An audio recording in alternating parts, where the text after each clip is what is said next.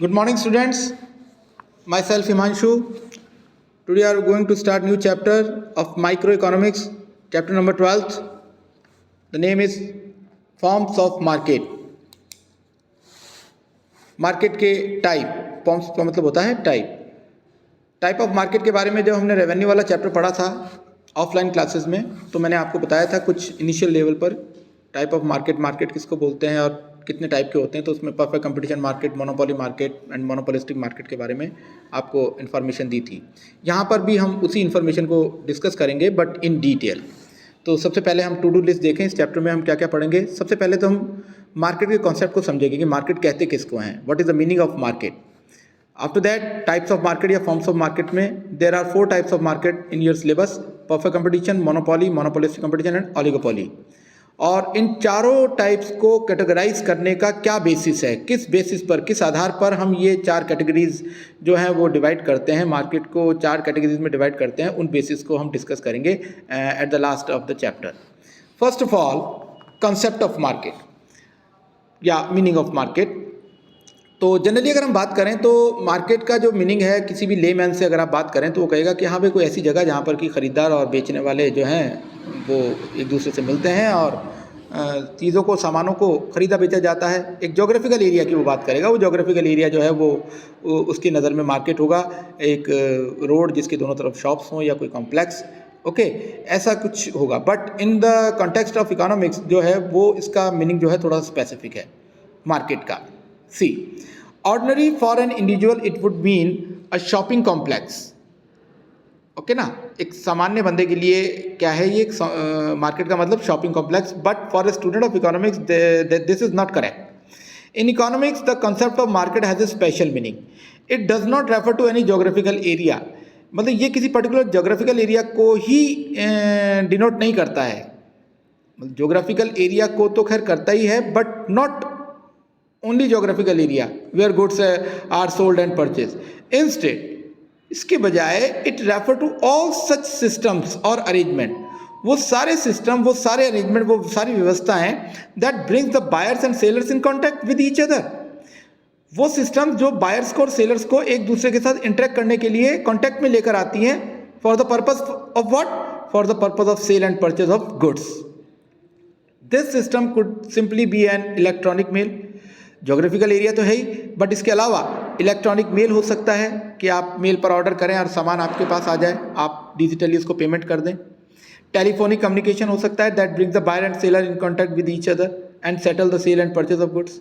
Online market does not involve any shopping complex.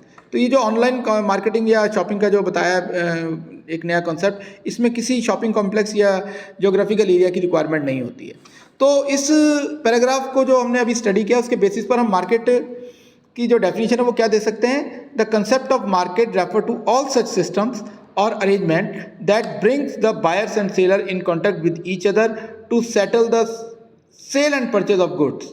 It does not refer any shopping complex. Okay, तो ये तो बात हुई किसकी, मार्केट की डेफिनेशन की या कॉन्सेप्ट ऑफ मार्केट की। Now come to the next topic, forms of market या टाइप ऑफ मार्केट। तो there are 4 type of markets in this chapter. Number 1, perfect competition, monopoly, monopolistic and oligopoly. Perfect competition, monopoly and monopolistic के बारे में हमने revenue का जो chapter पढ़ा था उसमें डिस्कस किया था। यहाँ पर भी हम उसी को डिस्कस करेंगे बट थोड़ा सा एलिब्रेटेड वे में। First of all, perfect competition. अच्छा, परफेक्ट कंपटीशन को स्टार्ट करने से पहले मैं बता दूं कि परफेक्ट कंपटीशन जो है वो रियल लाइफ सिचुएशन नहीं है। ये एक इमेजिनरी सिचुएशन है, एक आइडियल सिचुएशन है जो एग्जिस्ट नहीं करती है। केवल स्टडी के पॉइंट ऑफ व्यू से हम इस चीज़ को, इस सिचुएशन को पढ़ते हैं कि ताकि हम समझने में थोड़ा सा हमको ईजी रहे जो डिमांड फोर्सेस और इनका जो बिहेवियर है कंज्यूमर्स का, बायर्स का, वो कैसा हो सकता है। और फिर परफेक्ट जो स्पेसिफिक कंडीशंस हैं जो एक्चुअली में एग्जिस्ट करती हैं, लाइक मोनोपोली, मोनोपोलिस्टिक, ओलिगोपोली, उसमें तो हम स्टडी करेंगे ही। बट सबसे पहले हम परफेक्ट कंपटीशन मार्केट की बात कर लें। ये एक इमेजिनरी सिचुएशन है and it is perfect competition is said to exist when there is a large number of seller and buyer of a commodity. किसी भी कमोडिटी के बड़ी संख्या के अंदर सेलर और अगर बायर हों, खरीदार और बेचने वाले एक ही कमोडिटी के, तो फिर उस कमोडिटी का मार्केट क्या कहलाएगा, perfect competition. And no individual buyer और seller has any control over its price, क्योंकि number of buyers and sellers दोनों ही बहुत ज़्यादा हैं, तो एक या दो बायर्स या सेलर्स का उस कमोडिटी की प्राइस के ऊपर कोई कंट्रोल नहीं है। तो प्राइस कौन डिसाइड करता है परफेक्ट कंपटीशन में? प्राइस डिसाइड होती है उस कमोडिटी की total demand and total supply की फोर्सेस के थ्रू। ओके, तो प्रोडक्ट इज होमोजीनियस। अगली कैरेक्टरिस्टिक जो है कि प्रोडक्ट जो होता है वो होमोजीनियस होता है, एक जैसा होता है, उसकी प्रॉपर्टीज़ जो हैं वो सेम होती हैं। किसी भी फर्म से आप वो चीज़ लीजिए आपको सेम टू सेम मिलेगी, कोई डिफ्रेंशिएशन नहीं होगा प्रोडक्ट का कलर में, वेट में, टेस्ट में, etcetera. It's price is determined by the force of market supply and market demand. तो कंक्लूजन जो निकल के आया है परफेक्ट कंपटीशन का वो क्या है कि perfect competition is a form of the market where there is a large number of buyers and sellers of a commodity. Homogeneous product is sold and its price is determined by the market forces of supply and demand, and individual buyer or seller has no control over price. ये इसका essence है इस पूरे discussion का। अब next topic है हमारा sorry, features of perfect competition. The main features of perfect competition are as follows. Number 1 जो अभी हमने बात की थी, लार्ज नंबर ऑफ फर्म्स और sellers. The number of firms selling a particular commodity is so large that any increase और decrease in the supply of one particular firm hardly influence the total market supply. Number of firms बहुत ज़्यादा होती हैं तो एक आध firm अगर market में एंटर कर जाए या मार्केट से एग्जिट कर जाए तो उससे टोटल सप्लाई पर कोई सिग्निफिकेंट इफेक्ट नहीं पड़ता है। Accordingly, any individual firm fails to make any influence on the price of the commodity. Consequently, एक फर्म जो है उस कमोडिटी की प्राइस को इन्फ्लुएंस नहीं कर सकती सप्लाई को कम या ज़्यादा करके, बिकॉज उस जैसे बहुत सारी फर्म्स हैं ऑलरेडी। तो it is therefore said that a firm under perfect competition is price taker. Okay, वो प्राइस टेकर है, प्राइस डिसाइडर नहीं है। In other words it has to sell its product at the prevailing market price. अब उसको अपने product को जो भी प्रीवेलिंग प्राइसेज हैं उसी पर सेल करना उसकी मजबूरी होती है। Second characteristic of the perfect competition market situation is large number of buyers. Not only is the number of seller very large, number of buyers is very large as well. Accordingly, like an individual firm, an individual buyer is also not able to influence price of the commodity. Any increase or decrease in the individual demand will hardly make any difference to the total market demand. Okay, accordingly, same thing. An individual buyer under perfect competition is price taker. तो इन दोनों characteristics से एक चीज़ निकल के आती है कि चाहे सेलर हो या बायर हो, दोनों ही उस पर्टिकुलर कमोडिटी के प्राइस टेकर हैं। वो प्राइस को डिसाइड करने में कोई रोल प्ले नहीं कर सकते because there are large number of sellers as well as buyers. Third characteristics of the perfect market competition is homogeneous product. जो भी मैं आपको बता रहा था कि उस प्रोडक्ट की जो प्रॉपर्टीज़ हैं वो सेम टू सेम होंगी। होमोजीनियसिटी को हम समझ सकते हैं जैसे किसी बिस्किट के पैकेट में, जो मैंने लाइव क्लास में एग्जांपल पीसी का दिया था, बिस्किट के पैकेट में 10 पीस या 5 पीस बिस्किट के हैं तो वो 5-10 पीस जो हैं वो आपके कलर में, वेट में, टेस्ट में, हर तरीके से सेम टू सेम होते हैं, आइडेंटिकल होते हैं। ये आइडेंटिकल कैरेक्टरिस्टिक कहलाती है होमोजीनिटी। तो परफेक्ट कंपटीशन मार्केट के अंदर जो प्रोडक्ट होता है वो होमोजीनियस होता है। Seller sell identical units of given product. An important conclusion can be drawn from this feature. It is said that the buyers will have to reason to prefer the product of one seller to product of the another seller. मतलब buyers की कोई preference नहीं होती है कि firm ए से लेना है, बी से लेना है, कहीं से भी लें उनको सेम टू सेम कमोडिटी मिलेगी। Thus the price of the product throughout the market will be the same. Selling homogeneous product at the given price. अब जैसा कि ये चीज़ समझ में आई गई है कि होमोजीनियस प्रोडक्ट है और गिवन प्राइस पे उसको बेचा जा रहा है, तो out the possibility of advertisement और अदर सेल्फ प्रमोशन एक्सपेंसेस, ठीक है। तो किसी तरह के कोई एडवर्टीजमेंट की या प्रमोशनल एक्टिविटीज़ की कोई रिक्वायरमेंट ही नहीं है, क्योंकि एडवर्टीजमेंट तो तब किया जाएगा जब हमारी कोई स्पेसिफिक कैरेक्टरिस्टिक होगी हमारे प्रोडक्ट में, बट वो चीज़ तो जो है यहाँ पर एग्जिस्ट ही नहीं करती है।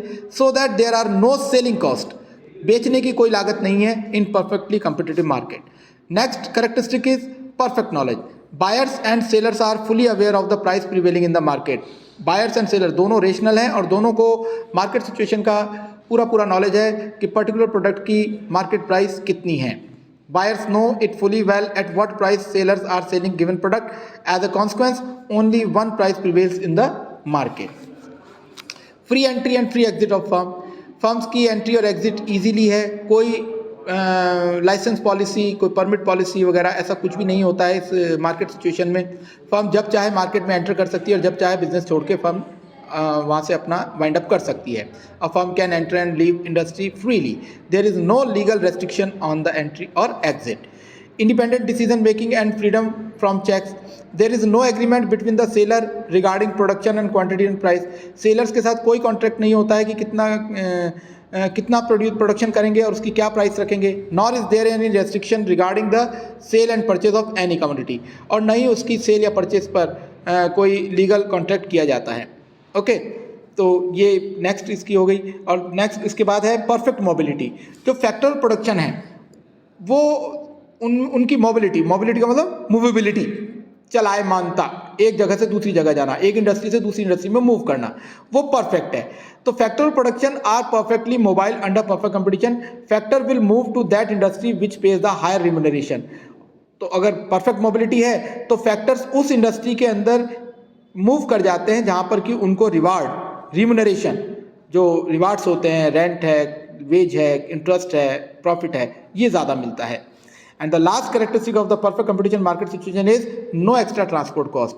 अब जब होमोजेनिटी है, सिंगल प्राइस है, कहीं से भी लें तो प्रोडक्ट को और फैक्टर्स को एक जगह से दूसरी जगह लाने की ज़रूरत ही नहीं है, तो ट्रांसपोर्टेशन कॉस्ट जो है वो एग्जिस्ट नहीं करती है इस कंपटीशन मार्केट सिचुएशन में। For one price to prevail throughout the market, it is essential that there is no extra transport cost for the consumer while buying a commodity from different sellers. तो ये हमने अपना जो 12th chapter है वो हमने start किया, जिसमें आज मैंने आपको एक तो कॉन्सेप्ट ऑफ मार्केट मतलब मीनिंग ऑफ मार्केट समझाया है कि किसको बोलते हैं market in the context of economics, उसके टाइप्स कितने होते हैं, perfect, monopoly, monopolistic and oligopoly. और इसके में सबसे पहले जो हमने उसको डिस्कस किया है कौन से टाइप को, परफेक्ट कंपटीशन मार्केट को, और उसकी जो करेक्टरिस्टिक्स हैं, there are 8 characteristics of perfect competition market. ये 8 करेक्टरिस्टिक्स अगर एग्जिस्ट करती हैं तो फिर उस मार्केट सिचुएशन को क्या कहा जाएगा, परफेक्ट कंपटीशन मार्केट। इसके बाद का जो कंटेंट है वो कल लाइव क्लास में हम आगे बढ़ाएंगे, फिर उसके बाद ही फिर उसका वीडियो भी आपको अवेलेबल कराएंगे। Okay students, thank you, goodbye, see you.